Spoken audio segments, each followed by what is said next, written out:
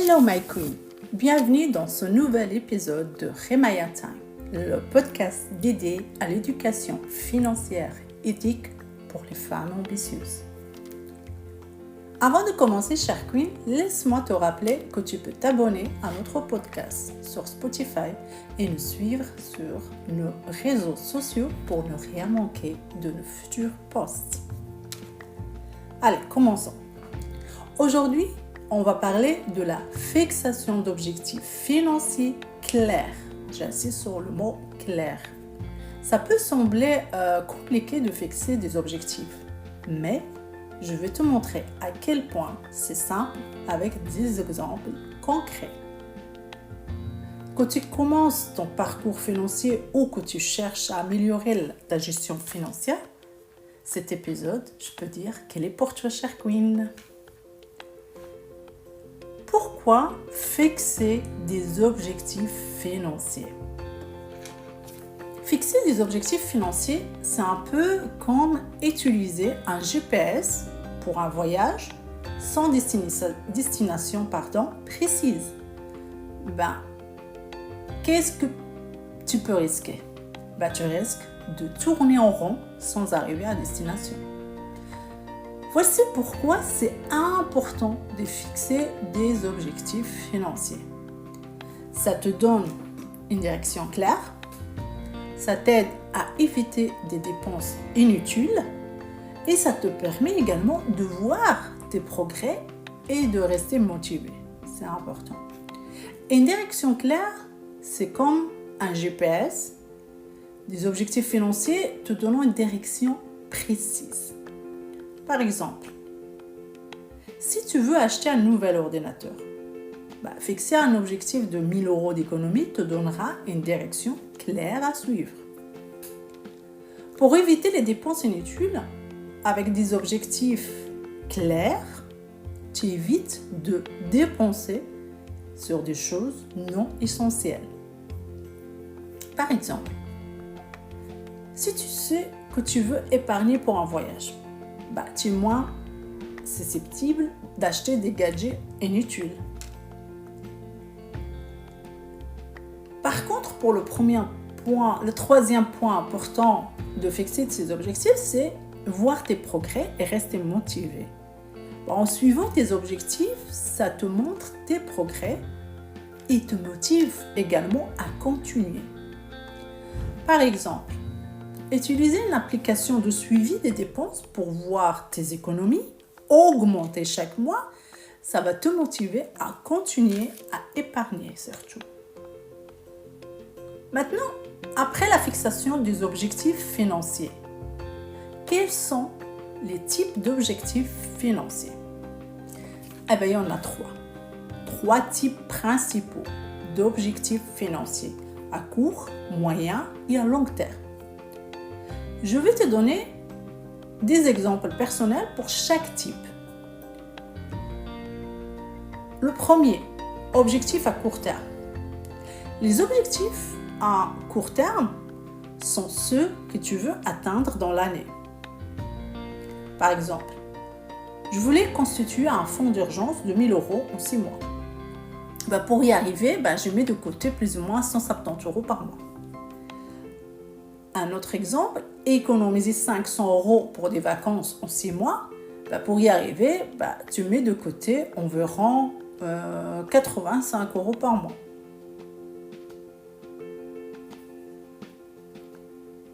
Avec cet exemple, réduire ta dette, par exemple, de carte de crédit de 1 000 € en un an, tu vas payer, faire ce qu'on appelle les paiements étalés sur les mois, tu vas payer 85 € chaque mois pour payer le crédit de la carte de crédit. Les deuxièmes objectifs, ce sont les objectifs en moyen terme.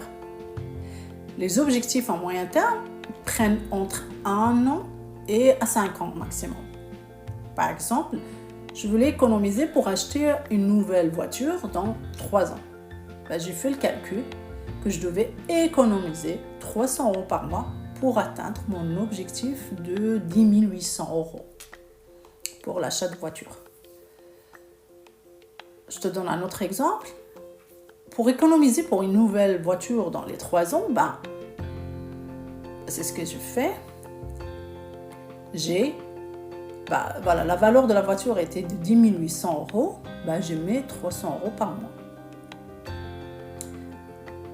Un autre exemple, épargner 5 000 euros, pour un mariage dans 2 ans. Tu dois économiser, je fais le calcul, pour 2 ans, j'ai 24 mois, il me faut 210 euros par mois. Le troisième objectif, ce sont les objectifs à long terme. Les objectifs à long terme, cher Louis, couvrent de 5 ans à plus. Par exemple, je prépare, admettons, ma retraite. J'ai ouvert un compte d'épargne retraite et je mets 200 euros de côté chaque mois. Dans 30 ans, j'aurai une belle somme pour ma retraite. Je donne juste un exemple. Moi, je fonctionne autrement, c'est ce que je mentionne lors de mon accompagnement dans ma formation. Je préfère quand même la faire travailler mon argent que la mettre sur un compte épargne. Un autre exemple, mettre de l'argent de côté, par exemple, pour les études de tes enfants, c'est en un. Tu vas épargner 100 euros par mois pendant, 18 ans. De sa naissance jusqu'à 18 ans, elle aura son A2, le bac, et puis pour faire les études supérieures, elle aura quand même une belle somme pour pouvoir faire ses études. Maintenant, après lister ces objectifs, les 3 types d'objectifs, comment on peut définir des objectifs financiers? Voici comment tu peux définir tes propres objectifs financiers avec des exemples concrets. Moi, j'ai mis 4 piliers essentiels pour pouvoir définir des objectifs financiers. Le premier, il faut être spécifique. Au lieu de dire, par exemple, je veux économiser l'argent. Non, sois précise. Par exemple, tu dois dire, je veux économiser 500 euros pour les vacances d'ici 6 mois. Donc, précision, la somme et la date, le deadline. Ou bien, je veux économiser 3 000 euros pour une nouvelle moto d'ici 18 mois. Je ne roule pas avec une moto, mais c'est un exemple. Donc, sois spécifique. Deuxième pilier, fixer des délais réalistes. Choisir des délais que tu peux tenir. Par exemple, je voulais rembourser une dette de 1200 euros par an, en un an. J'ai donc planifié à rembourser 100 euros par mois. Comme ça, je les ai étalés sur les 12 mois. Un autre exemple, je voulais économiser 2000 euros pour des rénovations de la maison en 2 ans. Donc, je devais mettre de côté plus ou moins 85 euros par mois. Le troisième pilier, c'est diviser les grands objectifs en petites étapes. Surtout, c'est essentiel et c'est motivant et grâce à ça, on peut arriver à ces objectifs qui sont plus grands. Donc, un grand objectif peut sembler un peu écrasant, et c'est normal. C'est pour ça qu'il vaut mieux les diviser en petites étapes. Et je te donne un exemple. Économiser 10 000 euros en 3 ans, ça peut sembler difficile. Ouais. Dans 3 ans, je dois avoir 10 000 euros. Du coup, il faut économiser mensuellement 280 euros par mois. C'est plus faisable, non? Un autre exemple, pour économiser 24 000 euros en 5 ans, pour un dépôt de maison, je donne ça comme exemple pour un autre projet, je vais épargner 400 euros par mois pour y arriver. Et là, c'est plus réaliste. Parce que je les divisionne en petits morceaux, en petites étapes. Parce que 24 000 euros en 5 ans, ça me semble un peu de l'avoir comme ça, par magie. Le quatrième pilier, il faut suivre tes progrès, cher Queen. Tu peux utiliser une application ou bien un tableau pour suivre tes progrès. Moi, personnellement, j'utilise un outil très simple pour suivre mes budgets, pour voir combien j'ai économisé chaque mois. Et ça m'aide à rester motivée et bien aussi d'adapter j'ai une difficulté un mois ou pas l'autre. Donc un mois, ça sera moi. L'objectif, c'est vraiment arriver à l'objectif de la somme que j'ai mis au début d'année pour l'atteindre. Et je donne un exemple. Comme je l'ai dit, dans ma formation, dans mon accompagnement, j'utilise vraiment, que je l'ai partagé avec mes queens, j'utilise un outil de suivi des dépenses pour voir combien j'économise chaque mois, que ce soit pour mes vacances ou pour des autres projets, et aussi voir mes chiffres augmenter chaque mois. C'est très satisfaisant et ça me motive à continuer d'épargner. Et donc, si je dois résumer cette partie, chère queen, fixer des objectifs financiers clairs est essentiel pour atteindre la sécurité et plutôt l'aisance financière.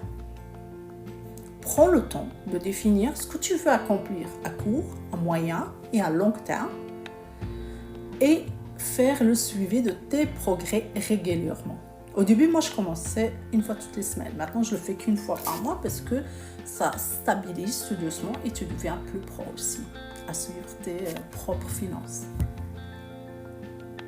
Donc, il faut vraiment suivre tes progrès régulièrement sans les rater. Voilà, j'espère, ma chère queen, que je peux t'aider un petit peu avec quelques conseils. Merci d'avoir écouté cet épisode, Remaya Time. Si tu as trouvé cette discussion utile, n'oublie pas de t'abonner et de partager avec tes proches. Et je te dis à la prochaine. Et souviens-toi, la clé du succès financier est la planification et surtout la persévérance. Merci encore une fois à toi d'avoir écouté cet épisode. N'oublie pas de t'abonner et nous laisser un avis sur les plateformes. Tu peux aussi nous suivre sur les réseaux sociaux. Je te laisse les liens en bas de la description pour plus de conseils et d'astuces. Je te dis au prochain épisode, Inch'Allah. Goodbye, my queen. Fi ri'ayatillah.